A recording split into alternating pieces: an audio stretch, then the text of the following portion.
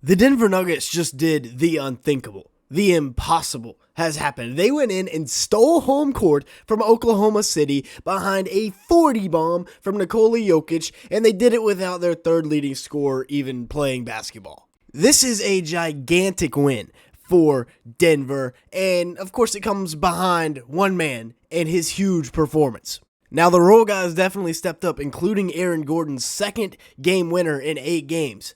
However, Nikola Jokic is inevitable. I mean, this dude is unstoppable. He proved last night he should be the NBA's MVP, dropping 42 points, 22 rebounds, 6 assists, a steal, and 2 blocks on the best team in the league by a wide margin in the regular season. This man was on a roll. He was cooking Chet Holmgren every single opportunity he got. Hartenstein did a little bit better, but it still wasn't enough. I mean, the man had 40 and 20 on 15 of 29 shooting from the field, 2 of 6 from beyond the arc. Once again, Chet trying to stop him, it doesn't matter. He's just going to shoot right over him. And I thought Chet would be a decent matchup for him, but apparently not, because in 7 minutes and 22 seconds of game time that the two were matched up, Jokic had 18 points on 8 of 13 shooting from the field, 1 of 1 from beyond the arc, and had 2 assists.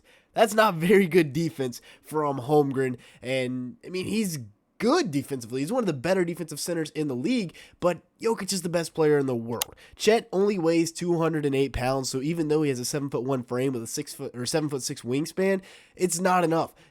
Jokic can just go right through his chest, get to wherever he wants on the court, and lay it in. And then just bully ball down low. Even though Chet's got a longer reach, the Joker can just go through him and get the boards, shoot over him from beyond the arc. I mean, Chet just puts his head down and goes back down the court. Now, like I said, Hartenstein had a little bit better luck, held him to 3 of 9 shooting from the field, but he still couldn't completely stop him. You can't stop this man. You can only hope to contain him. This was a huge 3 with about a minute left in the game to cut it to 1, and then point Joker, which is something I think they will get back to a lot more in this series, and that is using Jokic as the point guard to create mismatches, like right here, where he gets the mismatch with Lou Dort. Jalen Williams is a little bit late to recover, and he euros his way to a bucket. And then he gets some buckets just because he's the biggest dude on the court, right? Last series, Zubats, he can match him pound for pound. There's nobody on this Thunder team that can match the Joker pound for pound. In round 1, he only averaged 24 points, 11.6 rebounds, and 10 assists. I say only, as if he didn't average a 24-point triple-double on 50-45 shooting splits.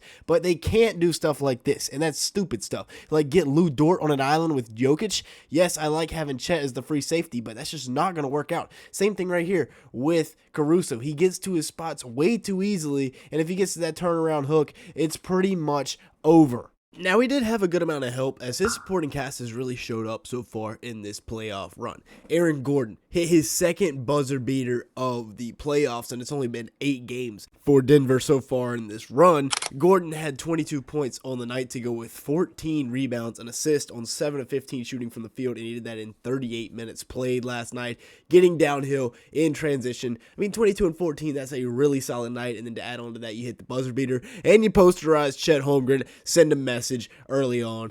He did kind of throw that in. That wasn't really the cleanest dunk in the world, but man, that's some big time stuff. The Inside the NBA crew was hyped up, and if he's going to be able to hit this in transition, the Thunder are going to continue to guard him with, well, not really guard him, just kind of dare him to shoot, and if he's hitting these threes, the Nuggets get taken to a whole nother level. It's as simple as that. If they hit threes, they could win this series. If they don't, they're probably not going to win this series because this Thunder team is really, really solid. But, I mean, he was knocking them down. He was 3 for 6 last night. During the playoffs, he's only shooting 33% from beyond the arc on about 3.8 attempts per game. But on the season, he shot 44% from beyond the arc on 3.6 attempts. So he can definitely shoot it. He showed us this regular season that he can shoot it. Now, yes, he's not really being defended that much, but that's still a really good percentage for a guy like Aaron Gordon. Then you got to go to Jamal Murray, who dropped 21 points, 6 rebounds, 6 assists, and a steal last night in 42 minutes. He got hot early and then kind of faded down the stretch, but he was getting buckets early on. Here's his first one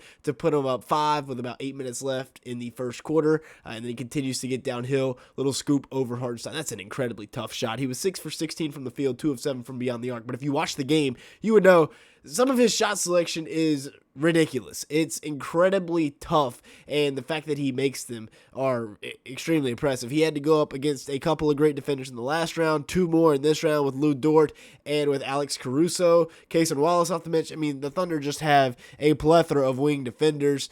off the bench, especially Wallace, who's the best off the bench. But, I mean, anybody on this team really can guard. That's what makes the Thunder so good. And he was getting to spots, knocking down tough shots. This is a really tough shot. On Caruso, tween, getting to a spot off one dribble to the left. Yeah, Caruso just got to shake his head on the way back down the court. Now, if you've made it this far into the video, make sure to the like button. Leave me a comment down below and hit that subscribe button if you are enjoying it at any point. As you can see here, a large majority of the people that watch these videos are not subscribed to the channel. If that's you, go ahead and fix that. We got to talk about the MPJ dilemma, because this is a guy that I think should be getting buckets for this Nuggets squad. He should be a difference maker, and he had 2 points last night with 4 rebounds, a steal, and a block in 24 minutes. Now, you could put this as a positive for last night's game for the Nuggets. They were able to go on the road and get a dub without their 6'10" sniper having a very good night. On the year, he averages 18.2 points, 7 rebounds, 2.1 assists, 0.6 steals in 33 minutes a game. And last night, he couldn't do anything. He shot 50% from the field and 40% from 3 on 6.5 attempts